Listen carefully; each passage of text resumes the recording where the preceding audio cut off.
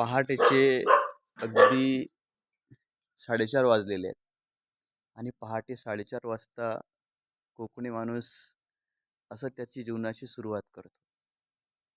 एकीकडे तुम्ही शहरामध्ये राहणारी लोक अगदी सेकंदामध्ये पाणी गरम करून वापरता, परंतु गावामध्ये राहणाऱ्या लोकांना काय झिजावं लागतं याची तुम्हाला पुसटशीही कल्पना नसते.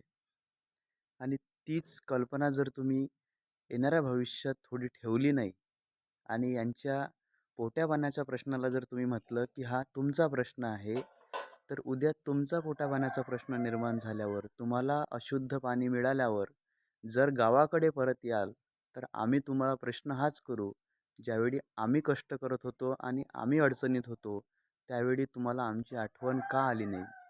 आणि आम्ही गाववाल्यांनी जर तुम्हाला आसरा दिला नाही, तर शहरवाल्यांना शुद्ध पाणी शुद्ध हवा शहरात तर मिळू शकत नाही आणि जंगलात जायची तुमची हिंमत नाही.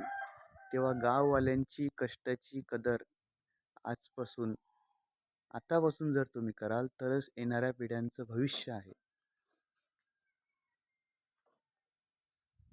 एक कोकणी वास्तव.